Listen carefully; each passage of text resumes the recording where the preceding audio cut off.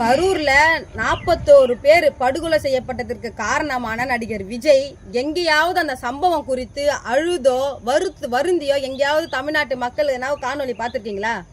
பார்த்துருக்கவே முடியாது, வாய்ப்பே கிடையாது. ஆனால் நடிகர் விஜய் ஸ்மைல் பண்ணி செல்ஃபி எடுத்ததை பார்க்குறீங்களா? பாருங்க.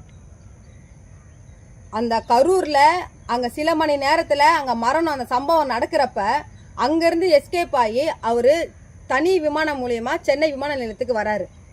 இங்கே விமான நிலையத்துக்கு வந்த உடனேயே அவர் அந்த விமான நிலையத்தில் இருக்கக்கூடிய ஊழியர்கள் கிட்ட இங்கே பாருங்க, 90களில் நடிகை சங்கவி கூட டூயட் பாடுறப்ப ஸ்மைல் பண்ணுவார் பாருங்க. அந்த ஸ்மைல் அப்படியே அதாவது கொஞ்சம் கூட பிசுறு இல்லாமல் அவர் பண்ணியிருக்காரு பாருங்க. கொஞ்சம் கூட நம்மளால அவ்வளவு பெண்கள் குழந்தைகள் படுகொலை செய்யப்பட்டிருக்காங்களேன்னு மனசுல கொஞ்சம் கூட ஒரு குற்ற உணர்வே இல்லாம, ஒரு ஈவு இரக்கமே இல்லாம நடிகர் விஜய் இதை செயல் செஞ்சிருக்காரு.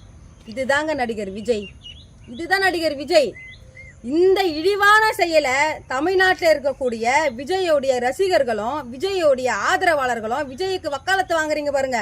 சில அரசியல் கட்சி தலைவர்கள்லாம் கிண்டல் கேலி பண்ணி அவங்கெல்லாம் நடிகர் விஜய் மனித இனத்திலேயே இப்படி ஒரு குணாதிசயம் மனித இனத்துல இருக்கக்கூடாது, இப்படி ஒரு ஈவு இறக்கமற்ற ஒரு செயலை நீ செய்யறன்னு யாராவது தமிழ்நாட்டில் இருக்கக்கூட ஒரு மானமுள்ள ஒரு தலைவன், அரசியல் கட்சி தலைவன் யாராவது நடிகர் விஜயை பார்த்து கேள்வி எழுப்பி கண்டனம் தெரிவிச்சிருக்கீங்களா? இல்லை.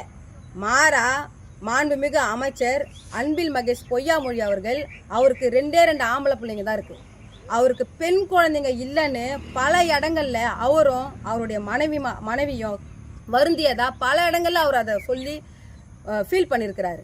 அந்த விஷயத்துல தான் 6-7 பிஞ்சு பிள்ளைங்க, பெண் குழந்தைங்க எதுக்காக நம்ம இறந்தோன்னு தெரியாம சவக்கடங்களை செத்து போய் கிடக்கிறப்ப அந்த மனுஷன் போய் மனசுல அவருக்கு ஈரம் இருக்கு.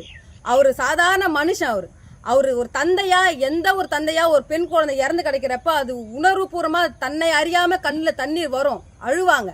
அந்த ஒரு செயலை நீங்க தமிழ்நாட்டில் இருக்கக்கூடிய சில அரசியல் கட்சி தலைவர்கள் அரசியலுக்காக, அந்த ஓட்டு அரசியலுக்காக, அரசியல் பிழைப்புக்காக நீங்க கேலி கிண்டல் செய்றீங்க. தமிழ்நாட்டு மக்கள் இதை புரிஞ்சு கரூர்ல மரணம் அடைஞ்ச 41 பேருக்கு நீதி கிடைக்கிறதுக்கு நம்ம எல்லாரும் ஒன்றா இணைந்து போராடணும். தமிழ்நாட்டு மக்கள் எங்களுக்கு உறுதுணையா இருக்கணும்னு இந்த காணொலி வாயிலா வேண்டுகோள் விடுக்கிறேன்.